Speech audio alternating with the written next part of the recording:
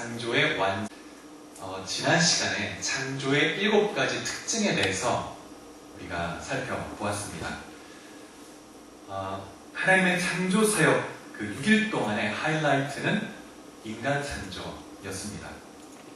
하나님은 인간을 창조하시기 전에 먼저 이 다음 그림을 6일 동안 창조하셨는데 그 하이라이트가 이제 인간 창조였습니다. 인간만 하나님의 형상대로 만드셨습니다. 그런데 또 참 재미있는 것은 하나님이 인간을 창조하시기 전에 먼저 의논하셨다는 거예요. 그 다음 그림을 이렇게 두시고 의논하셨다는 겁니다. 의논. 우리가 우리의 형상을 따라 우리의 모양대로 우리가 사람을 만들자. 그리고 이 모든 것을 다스리게 하자. 의논하시고 인간을 하나님의 형상대로 만드셨다는 것입니다.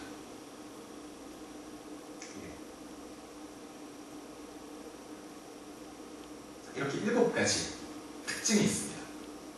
말씀으로 창조하셨고 우에서 유로 6일 창조, 7일째 안식, 모든 생명체를 종류대로 창조하셨습니다. 그리고 하나님 형상대로 인간을 창조하셨고 남자와 여자 2가지 성을 창조하셔서 한 가정을 이루게 하시고 생육하고 번성하게 하셨습니다. 그리고 자유의지를 주셨습니다. 하나님의 말씀에 순종할 수 있고 거부할 수도 있는 그런 놀라운 자유를 주시고 정말 존귀한 존재를 만드셨죠. 자, 그러면 이 하나님의 형상이 어떤 의미인지 좀 한번 더 생각해 보기 원하는데요. 고대 근동에서는 왕들은 신이 이 땅에 내려와서 성육신한 그런 존재라고 생각했습니다. 그래서 왕은 신과 같은 존재였습니다. 그래서 애국 왕 바로 같은 경우에도 태양신이 성육신한 그런 존재로 인식했고, 그래서 왕은 신적 존재로 숭배되었죠. 그래서 왕과 백성 사이에 계급이 존재했습니다. 그런데 창세기 1장에서는 모든 인간이 하나님의 형상으로 창조되었다는 거예요. 그래서 모든 인간이 왕적 존재라고 선언하고 있는 겁니다. 그래서 인간 사이에 계급이 없는 거예요. 하나님 앞에 존귀한 왕적 제사장으로 지어졌다는 것입니다. 그래서 하나님의 형상대로 만드셨는데 의논하셨고, 그 다음에 이제 특징이 뭐냐면 인격, 하나님과 교제할 수 있는, 대화할 수 있는 인격적 존재로, 지정의를 가진 존재로 만드셨다는 거예요. 그래서 하나님도 지정의를 가진 인격적인 존재이십니다. 그래서 인간만이 하나님과 지적으로 교제하고 감정을 나누고 서로 의지로 소통할 수 있는 그런 존재입니다. 그리고 또 하나님의 형상은 공동체성을 가지죠. 그래서 남자와 여자로 만드셔서 함께 가정을 이루어서 하나님 나라 이루어가게 하셨습니다. 그리고 하나님의 형상 안에는 도덕적인 존재, 도덕적 성품이 들어가 있습니다. 그런데 인간을 처음 만들었을 때 아담과 하와가 도덕적으로 중립적인 상태가 아니었습니다. 선하지도 않고 악하지도 않은 상태가 아니라 창조될 때부터 하나님 앞에 거룩하고 의로운 존재로 창조되었다는 거예요. 그래서 이 말씀에 보면 우리 에베소서 4장 24절 읽어볼까요? 시작! 하나님의 형상을 따라 참 의로움과 참 거룩함으로 지으심을 받은 새 사람을 입으십시오. 세번역 성경인데요. 처음 하나님의 형상이 어떤 의미가 있었는지를 설명하면서 참 의로움과 참 거룩함이 있었다는 거예요. 처음 아담과 하와가 지어졌을 때. 그런데 이 참 의로움과 참 거룩함을 원의라고 합니다. 원래부터 의로웠다고 해서 원의. 그래서 하나님 앞에 처음부터 의로운 존재로 하나님 앞에 언제든 나갈 수 있는 그런 존재였습니다. 어떤 행위를 해서 의로워져서 하나님 앞에 나가는 것이 아니고 처음부터 의로운 존재였습니다. 여러분, 이 가톨릭 같은 경우에는 인간을 이해할 때 처음 지어진 인간의 상태가 도덕적으로 중립적이었다고 그렇게 이해하고 있습니다. 이렇게 이해를 하면 행위에 근거한 구원을 따라가게 돼요. 상식적인 존재였는데 행위를 함으로, 선한 행위를 함으로 하나님 앞에 의롭게 인정함을 받는다고 생각하는 거예요. 그래서 가톨릭이 그래서 이 행위적인 그런 구원으로 갈 수밖에 없습니다. 겉으로는 믿음을 얘기하지만 행위가 깔려 있어요. 행위가. 그리고 이 원의에는 또 하나가 포함되는데 지식이 포함됩니다. 같이 한번 읽어볼까요? 시작. 새 사람을 입었으니 이는 자기를 창조하신 이의 형상을 따라 지식에까지 새롭게 하심을 입은 자니라. 하나님이 인간을 처음 창조했을 때 그 하나님의 형상에는 도덕적 성품이 들어가 있는데 거룩과 의 그리고 지식, 하나님을 아는 지식이 인간의 내면에 내재되어 있었습니다. 그래서 하나님을 충분히 아는 상태였습니다. 근데 타락했을 때 이 원의 세 가지를 상실하게 된 거예요. 의로움을 상실했고 거룩함을 상실하고 하나님을 아는 지식에 있어서 이제 치명적으로 죄가 더해지고 시간이 갈수록 하나님을 잊어버리기 시작한 것입니다. 그래서 전혀 하나님을 이제 기억하지 못할 정도로 하나님을 잊어버리게 된 거예요. 그래서 하나님이 자신을 계시해 주셔야만 하나님을 알 수 있는 그런 상태가 되어버렸습니다. 그래서 이 원의는 상실하게 됐지만 그래도 넓은 의미에서 도덕적인 성품이 남아있는데 예를 들면 인자, 신실, 긍휼, 자비, 사랑 이런 하나님의 도덕적 성품이 부분적으로 인간의 내면에 남아있는 거예요. 그래서 하나님이 이 인간의 관계가 유지되고 사회 질서가 유지되게 하셔서 역사가 이어져 가게 하신 겁니다. 이것도 일반 은총의 한 부분이라고 할 수 있어요. 일반 은총. 그 다음에 이제 2장 1절에 보면 다음 그림을 볼까요?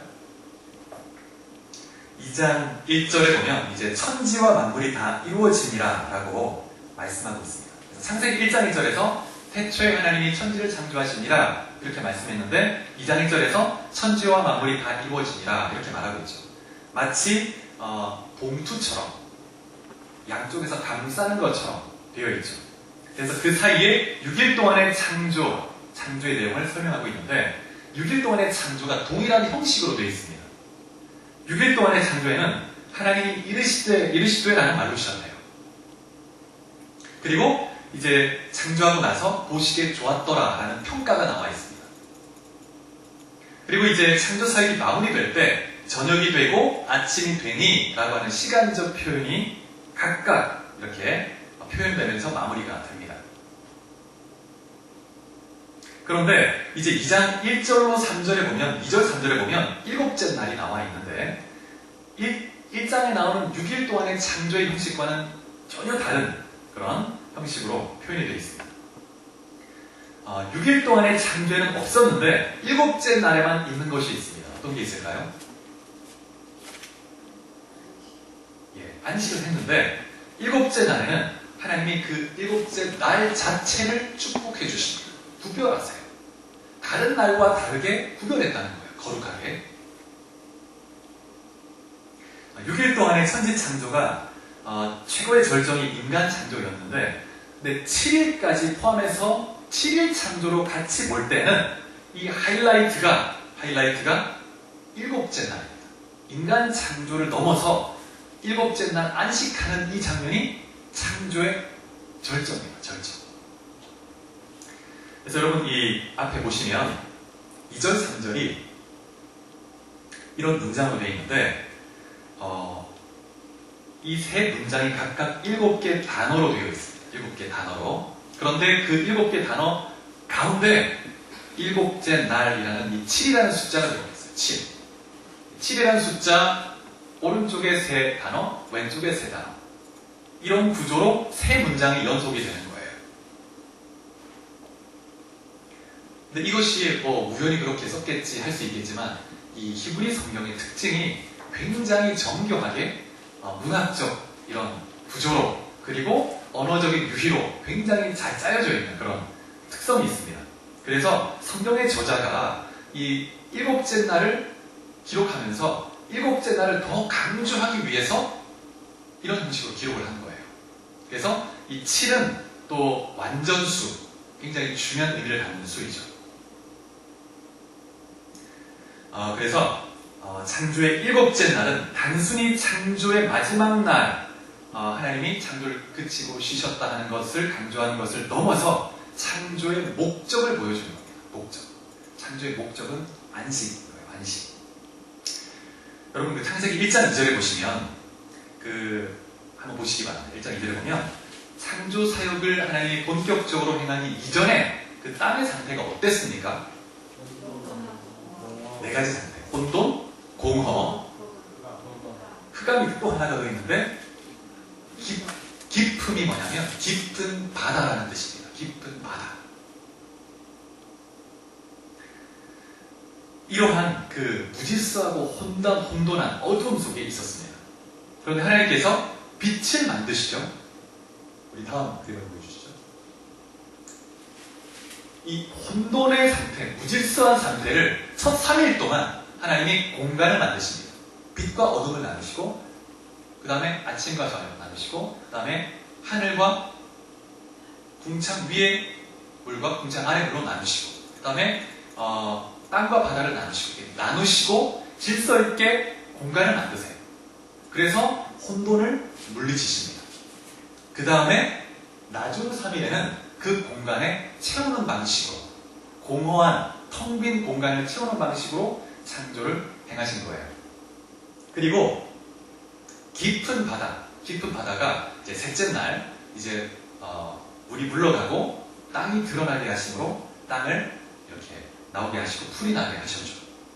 그 다음에 흑암은 첫째 날 비추게 하심으로 흑암이 물러가게 하셨습니다. 그러나 이 흑암이 완전히 물러가는 것은 아니고 이제 반복이 되죠. 밤낮 이렇게 진행이 되면서 흑암이 반복이 됩니다. 그런데 여러분 그 일곱째 날에는 밤이 없습니다. 밤이 없어요.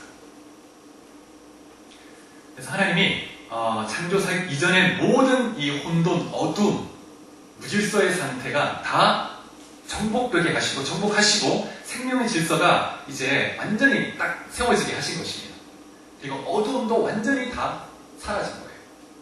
그래서 이 창세기 1장부터 2장 3절까지의 창조의 내용을 보면 계시록 21장, 22장의 새하늘과 새 땅, 이 새 예루살렘 성을 예표해주는 그런 것을 볼 수가 있습니다. 여러분 새 예루살렘 성에는 뭐가 없냐면 한번 찾아볼까요? 계시록 21장 한번 보십시오.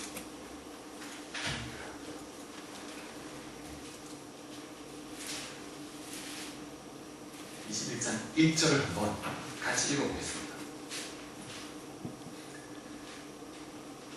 자, 시작.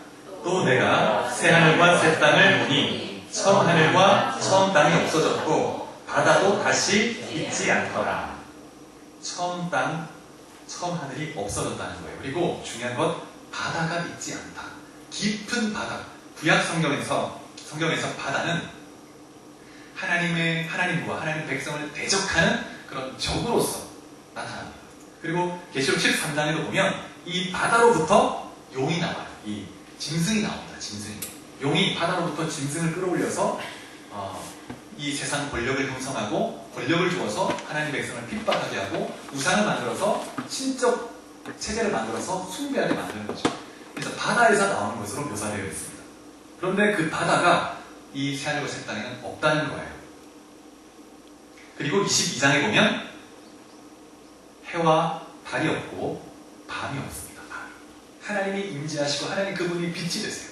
영원히 빛 가운데 살아가게 되는 것입니다. 그래서 이 창세기 1장 1절부터 2장 3절까지의 이 7일 동안의 창조 사역은 인류 역사 가운데 하나님이 행하실 사역과 인류 역사와 영원한 천국의 안식을 보여주는 거예요. 하나님의 그 전 역사와 영원한 천국에 대한 그 설계도, 그걸 미리 딱 보여주는 겁니다. 하나님이 창조 후에 이제 안식에 들어가시는 거죠. 그래서 모든 무질서와 모든 점을 다 파하시고 안식하신 것입니다. 여러분, 예수님이 죄와 죽음과 마귀의 권세를 다 멸하시고 그 다음에 십자가에서 죽으시고 부활하신 이후에 하늘 성전에 하늘에 하나님 보좌 우편에 들어가서 안식하셨습니다. 안식하셨어요. 물론 그 안식의 의미는 가만히 있는다는 뜻이 아니라 통치를 하신다는 거예요. 그래서 주님이 그 사명을 다 마치시고 적을 다 물리치시고 마귀를 물리치시고 그 다음에 하늘 보좌 우편에 들어가셔서 안식하시는 것과 똑같은 거예요. 히브리서 4장 말씀을 한번 찾아보겠습니다. 히브리서 4장 10절 11절.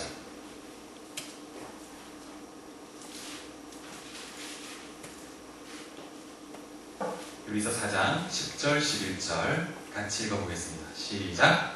이미 그의 안식에 들어간 자는 하나님이 자기의 일을 쉬심과 같이 그도 자기의 일을 쉬느니라. 그러므로 우리가 저 안식에 들어가기를 힘쓸지니 이는 누구든지 저 순종하지 아니하는 본에 빠지지 않게 하려 함이라. 여러분 이 10절에서 한번 보십시오. 그의 안식에 들어간 자는 하나님이 자기의 일을 쉬심과 같이 그도 자기의 일을 쉬느니라. 안식에 들어간 자는 누구일까요? 예수님을 의미합니다. 예수님. 성부 하나님께서 창조를 마치시고 안식하신 것처럼 예수께서 그의 구속사역을 마치시고 안식에 들어갔다는 거예요. 그런 것처럼 우리도 그 안식에 들어가기를 힘쓸지니 라고 도전하고 있는 것입니다. 성도들도 믿음의 여정을 다 끝마치고 주님이 주신 사명을 잘 마치고 저 천국에서 누릴 영원한 하나님과의 안식을 사모하며 인내하며 달려가는 것입니다. 그런데 이 땅에 사는 동안 우리가 완전한 참된 안식은 있을 수가 없습니다. 완전히 죄로부터 이 영적인 악한 세력으로부터 완전히 자유할 수는 없기 때문에 그렇죠. 우리가 이 육신을 벗고 주님께로 갈 때 참된 안식을 누리게 되겠지만 그 이전에는 우리가 죄와 싸워야 하고 우리에게 주신 사명을 인내로 수행해야 합니다. 그래서 이 땅에 머무는 동안에는 우리가 천국에서 누릴 그 안식을 맛보면서 부분적으로 제한적으로 매주 주일 예배를 드리면서 주일을 섬기면서 이렇게 주일 예배를 통하여 안식을 미리 제한적으로 맛보면서 이제 주님을 섬기는 거죠. 그래서 예수를 믿고 회심한 사람은 이미 예수님의 안식을 부분적으로 경험하고 있는 사람입니다. 근데 이 안식을 지킨다는 것, 일주일 중에서 하루를 하나님을 위해서 구별해서 나를 드리고 주님의 그 임재 가운데 쉰다는 것은 오늘 이 시대 가운데 참 쉬운 일은 아닙니다, 사실. 정말 많은 것을 생산해내고 소비하는 그런 어떤 탐욕이 가득한 이 세상에서 그 모든 그 삶에서 그 모든 생산, 탐욕의 모든 그 소비의 이런 것들을 멈추고 주님을 바라보고 주님 안에서 안식하며 쉬려고 하는 것은 큰 도전이죠, 도전. 여러분, 현대인들은 정말 바쁘게, 분주하게 살아갑니다. 이런 바쁜 가운데서 많은 사람들이 내가 바쁘니까 나는 존귀한 존재다. 이렇게 인식하며 살아가는지도 모르겠습니다. 그런데 사실 우리가 이 바쁨 속에서 정말 우선순위를 잘 세우지 않으면 우리는 영적 질병에 빠져들어갈 수가 있습니다. 정말 이 분주함과 바쁨 속에서 우리가 딱 결단하고 주님 안에서 안식하는 것을 배우지 않으면 그러면 우리의 심령이 병들어갈 수 있는데 여러분 이 분주함은 우리에게 심각한 위험을 초래하는데 세 가지 위험을 초래합니다. 첫 번째는 뭐냐면 바쁨과 분주함 속에 있을 때 우리는 기쁨과 평강을 빼앗기게 돼요. 그리고 두 번째, 이 분주함과 바쁨은 우리 마음에 뿌려진 말씀의 씨앗을 빼앗아갑니다. 빼앗아가요. 그래서 우리 마음에 뿌려진 이 말씀을 묵상할 여유를 갖지 못하게 하는 것이고 그래서 늘 메마른 삶 속에 살아가게 만듭니다. 세 번째, 제일 위험한 것은 뭐냐면 분주함과 바쁨 속에서 내 영혼의 부패와 메마름을 망각하게 됩니다. 이 바쁨은 내 영혼의 부패와 메마름을 감추어 주는 거예요. 내가 얼마나 메말라 있는지, 얼마나 부패해 있는지 그것을 영적인 이 곤고함과 질병을 인식을 못하는 거예요. 인식. 그래서 결국에는 메마름 속에 있다가 비참한 결과를 맞을 수가 있는 거죠. 그래서 우리가 이 안식일, 이 주일을 일주일 중에 하루를 구별해서 주님 앞에 드리며 나간다는 것은 굉장히 도전일 수 있고 영적 전쟁이고 정말 중요한 의미를 갖는 것입니다. 우리 삶의 목표, 가치를 다시 한번 재조정하고 내가 어디에 속한 자인지 돌아보고 그 다음에 내가 영원한 안식을 이제 누구와 함께 누릴 것인지 이렇게 돌아보는 거죠. 우리가 말씀을 한번 찾아보겠습니다. 마태복음 11장 28절. 마태복음 11장 28절.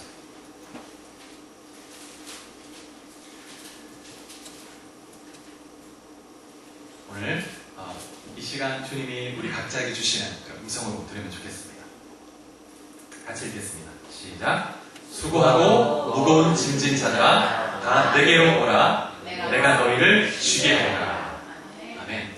예, 주님 안에 참된 안식이 있습니다. 그래서 여러분 우리의 삶 속에 우선순위를 잘 설정하고 주님께 나의 참된 안식이 있다는 걸 기억하고 주님과 동행하는 삶을 살 수 있기를 축복합니다.